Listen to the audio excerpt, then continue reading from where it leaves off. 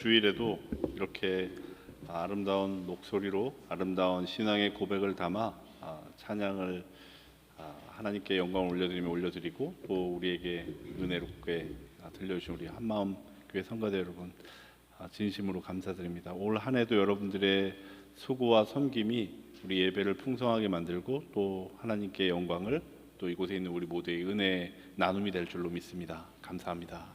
우리 박수 한번 쳐드릴까요? 네.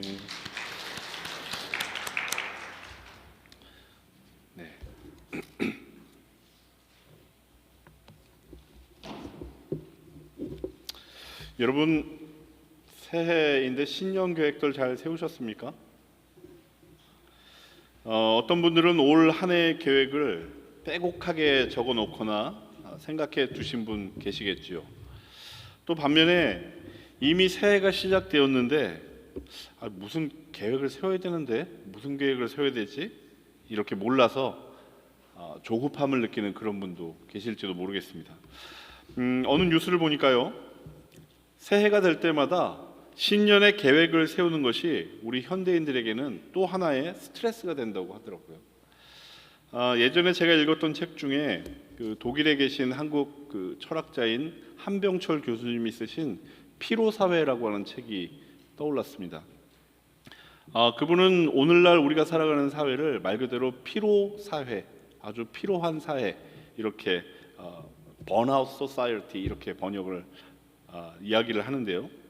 그러면서 오늘날 그 사회의 특징 중에 하나를 오늘을 살아가는 현대인들은 스스로를 끊임없이 자신을 끊임없이 몰아붙이는, 뭔가를 해야 해, 뭔가를 이루어야 해라고 하는 그런 강박에 시달리고 있다는 거죠.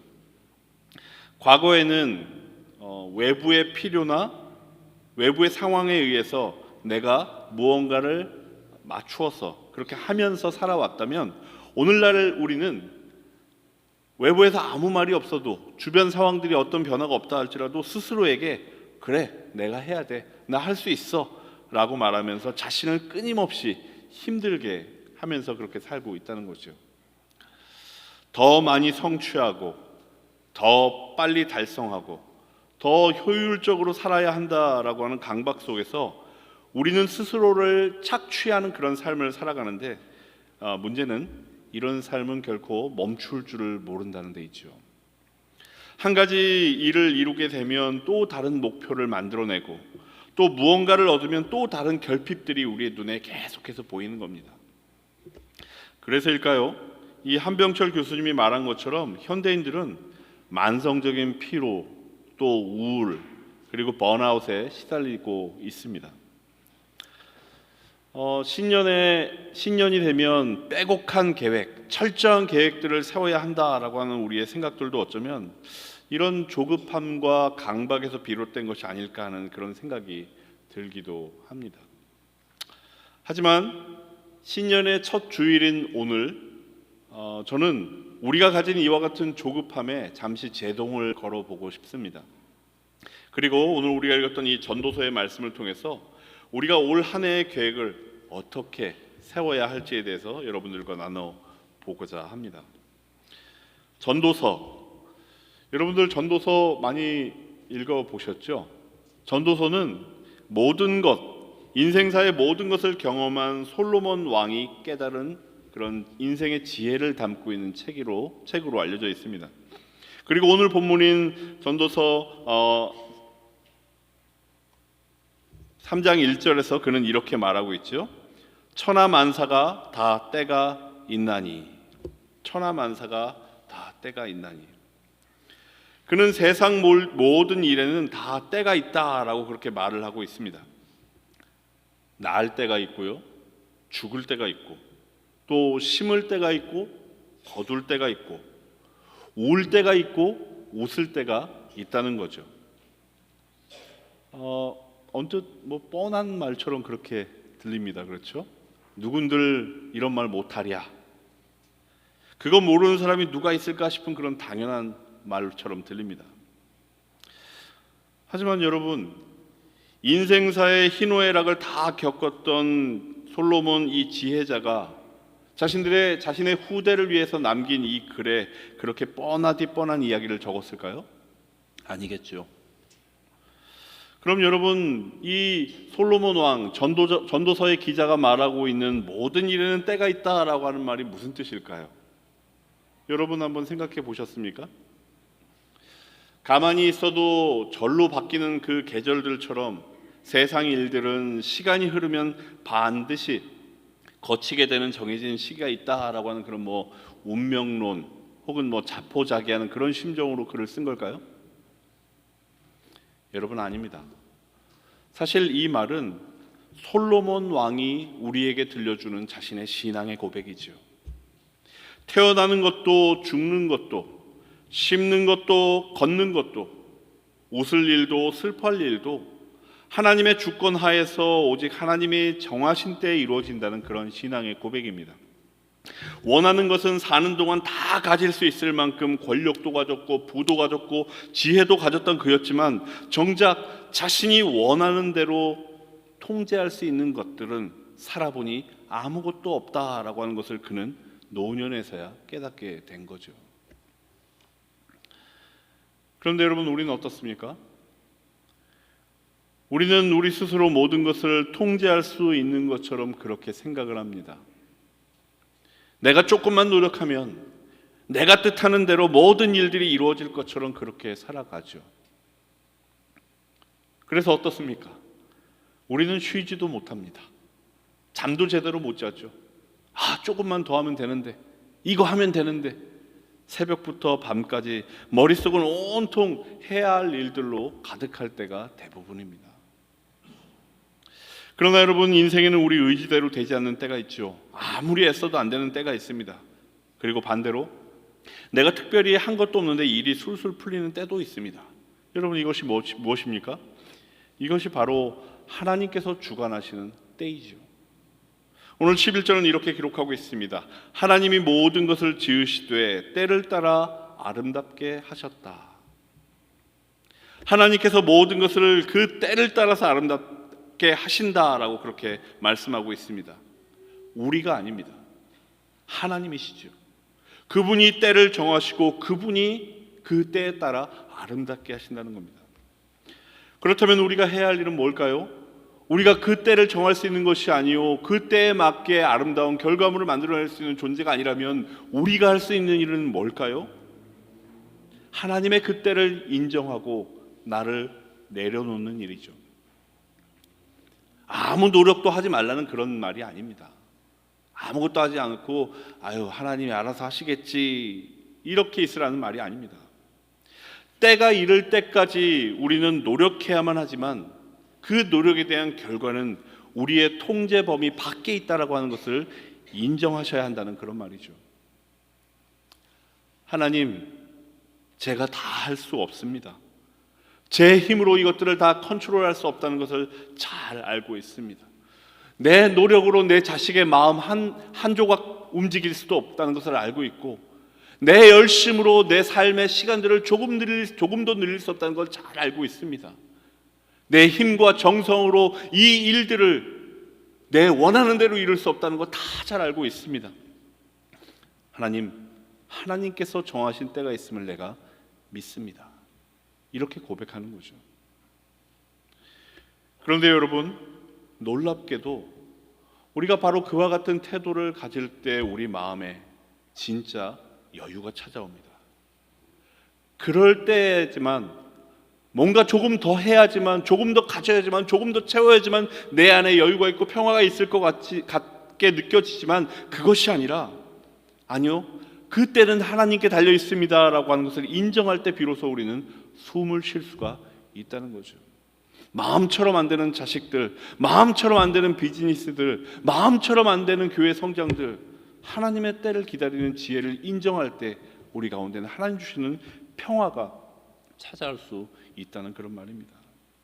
그렇게 성도 여러분, 올해 2026년에는 부디 내가 다 해내야 돼 라고 하는 그런 무거운 짐을 내려놓으시기 바랍니다. 모든 것을 때를 따라 아름답게 준비하시는 하나님, 그분을 신뢰하는 것, 여러분, 그것이 올 한 해를 행복하게 살아갈 수 있는 첫걸음인 줄로 믿습니다. 자, 그런데 여기서 한 가지 의문이 생기죠. 도대체 우리는 왜 이렇게 끊임없이 무언가를 채우려고 애를 쓰는 걸까요? 왜 우리는 아무리 많은 것을 가져도, 또 아무리 많은 것을 이루어도, 그렇게 많이 성취해도 여전히 허전함을 느끼고 또 다른 결핍을 보게 되고 계속해서 뭔가를 채워야 한다는 그런 강박에 시달리게 되는 걸까요? 오늘 본문에서 전도자는 11절 후반부에서 그 이유를 정확하게 우리에게 들려주고 있죠. 이렇게 기록되어 있습니다.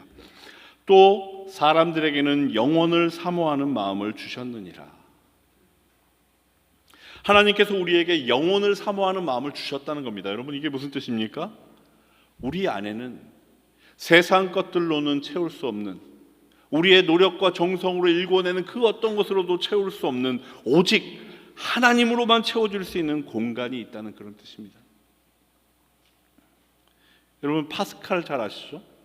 파스칼이 이런 말을 했습니다. 인간의 마음속에는 하나님 모양의 진공 상태가 있어서 창조주 하나님이 그곳에 들어오시는 것 외에는 그 무엇으로도 그 공간을 채울 수가 없다라고 말이죠. 우리가 가진 문제는 우리에게 있는 이 공간을 하나님 아닌 다른 것들로 채우려고 한다는 데 있습니다. 뭘로 채울까요? 성공으로, 인정으로, 재물로, 또 눈에 보이는 어떤 성과들로 채우려고 하죠. 물론 잠시 동안은 그것이 채워진 것 같은 때도 있지만 우리가 아는 것은 결국에는 그 모든 것들이 채워진 후에도 결국에는 더 큰 갈증, 알 수 없는 더 깊은 허전함이 우리 마음에 몰려올 뿐이라는 겁니다. 고백록을 지은 성 아우구스티누스 여러분 잘 아시죠? 제가 몇 차례도 소개해 드렸지만 그분이 쓴 고백록 서문에 이런 글이 쓰여져 있습니다. 하나님, 우리는 주님을 향하도록 지음을 받았기 때문에 우리의 마음은 주님 안에서 쉴 수 있을 그날까지 결코 평안을 얻을 수가 없습니다. 여러분, 이 말에 동의하십니까? 여러분, 그렇게 아직 올 한 해의 계획을 세우고자 하시는 분이 계시다면, 아직 올 한 해의 계획을 세우지 못한 분이 계시다면, 여러분, 올해는요, 내가 무엇을 성취할까, 무엇을 이룰까, 무엇을 얻을까가 아니라 올해는 내가 하나님께 어떻게 가까이 갈까, 어떻게 하나님과의 친밀한 관계를 이룰까를 먼저 생각해 보시기 바랍니다. 여러분들의 내적인 갈망이 다른 그 어떤 필요가 아니라 하나님 안에서 채워지기 시작할 때, 여러분, 제가 장담합니다. 세상이 결코 줄 수 없는 평안, 우리 믿음의 선조들이 성경 말씀을 통해서 자신들의 삶을 통해서 우리 후대들에게 끊임없이 반복해 줬던 그 가르침, 세상이 결코 줄 수 없는 평안이 여러분들 가운데 넘치게 되는 것을 경험하게 되실 줄로 믿습니다. 여러분, 그렇다면 우리가 하나님을 갈망하는 것, 그리고 하나님과 함께하고 하나님과 동행한다라고 하는 그 삶은 과연 어떤 모습일까요? 제가요, 성도님들에게 하나님과 동행하는 삶을 살아야 됩니다라고 얘기하면 어떤 분들은 대단히 부담스러운 표정으로 저를 보시는 분들이 있습니다. 왜일까요? 하나님과 동행하는 삶, 이렇게 들으면 왠지 내 삶의 모든 것을 다 포기하고 하루 24시간 내내 하나님과 관련된 뭔가 특별한 일만 해야 될 것 같거든요. 매일 아침 일어나자마자 교회 와서 새벽기도 참석해야 될 것 같고, 매일 시간을 내서 금식해야 될 것 같고, 엄청난 헌신을 해야 되고, 교회를 섬기고 여러 가지 일들을 해야 되는 것처럼 그렇게 느끼기 때문입니다. 그런데 여러분, 이 구약 성경을 보면 하나님과 동행했더라라고 기록하는, 그렇게 기록되어 있는 인물, 두 명의 인물이 등장을 하는데요. 누구일까요? 바로 에녹, 그리고 또 한 명의 인물은 노아입니다. 각각 창세기 5장과 6장에 등장하는 인물들인데요. 이 두 사람, 하나님과 동행했다라고 기록되어 있는 이 두 사람의 삶을 성경을 잘 들여다보면요, 그들의 삶은 어떤 신비하고 초자연적인 삶으로 채워져 있지 않습니다. 뭔가 대단한 신앙적인 열심, 노력, 결과 이런 것들로 채워져 있지가 않다는 말입니다. 그럼 무엇으로 채워져 있을까요? 그들은 그냥 주어진 일상을 살았습니다. 그냥 살았어요. 남들 다 하는 것처럼 에녹은 아이를 낳았고요, 기르면서 잘 살았고요, 노아는 남들 다 하는 것처럼 농사일을 했고요, 그러면서 방주를 지으며 살았습니다. 그저 평범하고 일상적인 삶을 그들은 살았습니다. 다만 그 속에서 하나님을 의식하면서 살았던 것뿐이죠. 전도자는 바로 이 점을 우리에게 들려주고 있습니다. 12절과 13절의 말씀인데요, 사람이 사는 동안에 기뻐하며 선을 행하는 것보다 더 나은 것이 없는 줄을 내가 알았다. 사람마다 먹고 마시는 것과 수고함으로 낙을 누리는 그것이 하나님의 선물이라고 하는 것을 또한 내가 알았다. 살아가면서 기쁜 일, 또 선한 일들을 행하며 사는 그 일상적인 일들이야말로 제일 좋은 삶임을 제가 자신이 깨달았다는 겁니다. 그리고 먹고 마시고 일하며 수고하는 그 평범한 일이야말로 하나님께서 주신 선물이라고 하는 것을 깨달았다는 거죠. 기뻐하며 선을 행하는 것보다 더 나은 것이 없고 먹고 마시며 수고함으로 낙을 누리는 것이 하나님의 선물이다. 여러분, 이게 무슨 말입니까? 에이, 그런 게 어디 있어? 특별한 신비를 체험하고 대단한 기적을 경험하는 그런 삶이 아니라 평범하고 일상적인 삶, 바로 여러분들의 삶, 그 속에서 하나님 원하시는 선을 행하며 살아가는 그런 보통의 삶이야말로 하나님이 원하시는 것이고 하나님이 우리에게 주신 선물이라는 그런 말씀인 거죠. 선을 행하며 산다라고 하는 것이 무슨 뜻일까요? 거창한 봉사를 말하는 것이 아닙니다. 오늘, 바로 오늘 내 곁에 있는 사람들, 하나님께서 아들을 내어주실 만큼 사랑하신 그 귀한 사람들을 나도 귀하게 여기고 선하게 대하는 것을 말하는 거죠. 바로 옆에 있는 바로 그분들 말입니다. 아유, 저 왼수 저거 라고 생각하게 되는 여러분들의 배우자 말입니다. 아유, 이놈 자식 이거 정말 머리 컸다고 그냥 여러분들이 그렇게 늘 입에 달고 사는 여러분들의 자녀들을 얘기하는 겁니다.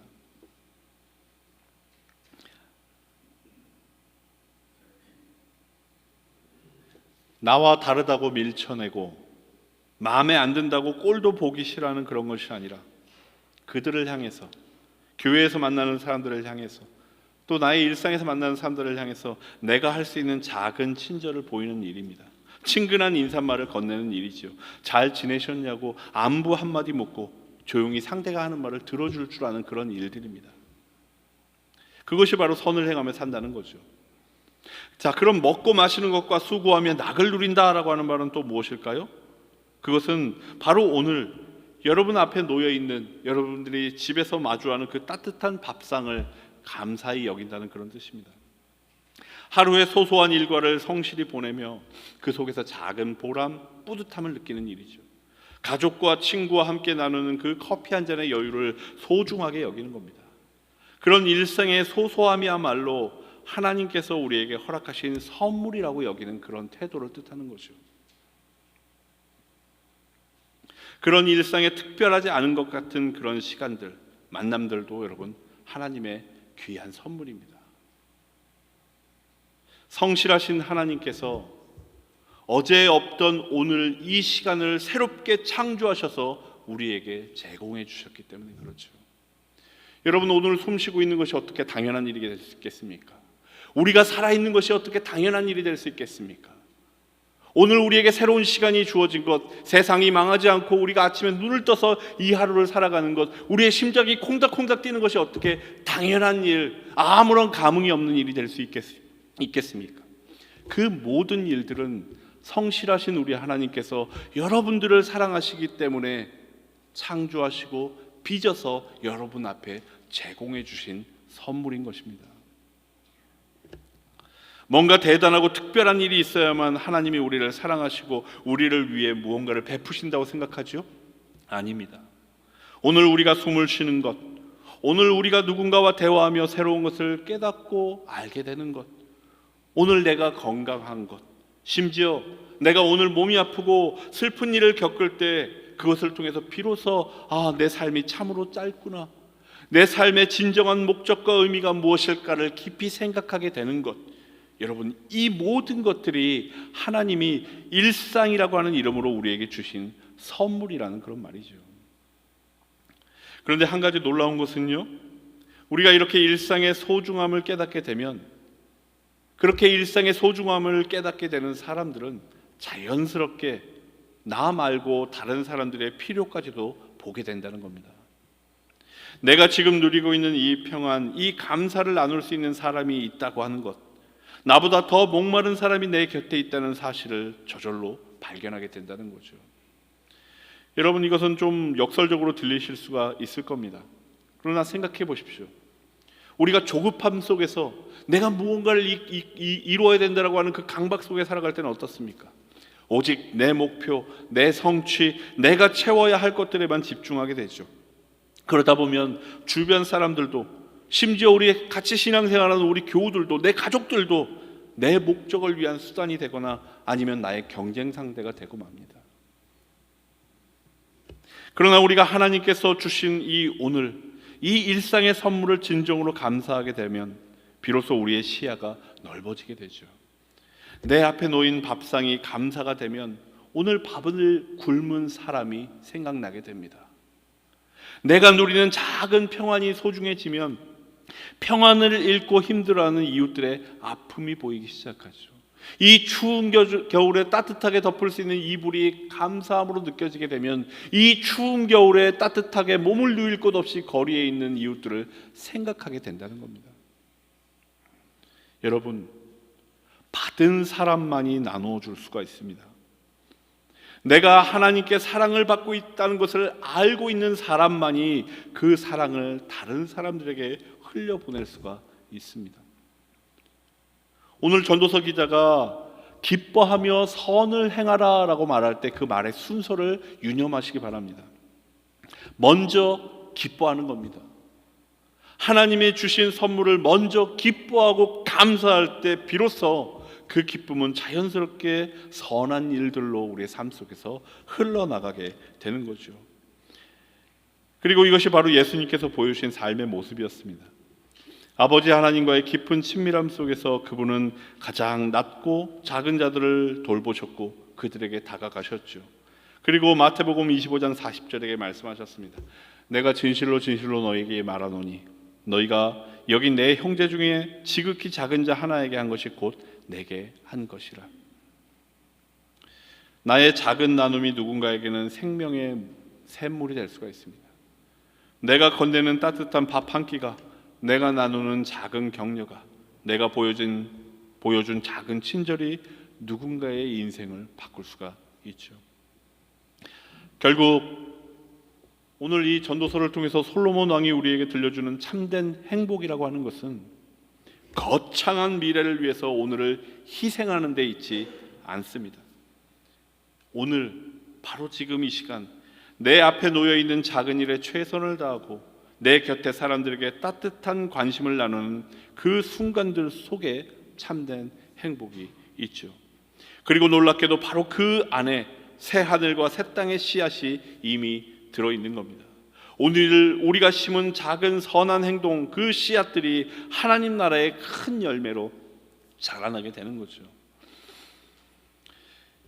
여러분, 제가 여러분들과 문자를 주고받거나 혹은 아침마다 그 말씀 묵상을 보낼 때면 그 끝에 늘 붙이는 말이 있습니다. 여러분 기억하십니까? 안녕히 계세요. 좋은 하루 되세요. 아닙니다. 샬롬이라고 하는 말을 늘 쓰죠. 이 샬롬이라고 하는 말은 히브리어로 평안이라고 하는, 평화라고 하는 그런 말입니다. 그런데 히브리어에서 말하는 이 샬롬은 우리가 알고 있는 단순한 그런 평화가 아닙니다. 그것은 하나님과의 관계, 그리고 이웃과의 관계, 그리고 우리 자신과의 관계가 온전히 회복된 상태를 말하는 그런 표현이죠. 하나님이 모든 것을 지으시되 때를 따라 아름답게 하셨다라고 말한 것이 바로 이 샬롬의 회복을 가리키고 있는 것이죠. 그렇게 저는 새해 첫 주일인 오늘 이 전도자 솔로몬의 말을 빌어 여러분들에게 이렇게 권면을 드립니다. 올 한 해 무언가를 더 많이 얻고 더 많이 쌓아가려 하시기보다 하나님과의 더 친밀한 동행의 삶, 이웃과의 관계, 우리 자신과의 관계에 있어서의 회복과 샬롬을 이루기 위해 힘쓰시기를 바랍니다. 그렇게 살아갈 때 어느새 우리는 전도자 솔로몬이 말하고 있는 그 지혜로운 삶, 참된 행복의 길을 걷고 있다는 것을 발견하게 될 줄로 믿습니다. 사랑하는 여러분, 올 한 해, 이 2026년 저는 여러분들이 정말로 행복하셨으면 좋겠습니다. 저는 여러분들이 흔들림 없는 기쁨과 감사가 넘쳐나는 하루하루를 보내셨으면 정말로 좋겠습니다. 저는 여러분들이 오늘이라고 하는 이 선물에 감사하며 때를 따라 일하시는 하나님의 성실하심을 신뢰함으로써 무슨 일을 만나든지 어떤 상황에 처하시든지 늘 매일매일 평안하셨으면 정말로 좋겠습니다. 바로 그와 같은 아름다운 일들이 여러분들의 신앙과 삶에서, 그리고 여러분들의 가정과 일터와 교회에서 매일같이, 정말 매일같이 경험되기를 바랍니다. 참된 샬롬을 경험하는 복된 이 한 해가 되시기를 정말로 온 마음 다해서 우리 주 예수 그리스도의 이름으로 축원드립니다. 아멘. 우리 함께 기도하겠습니다.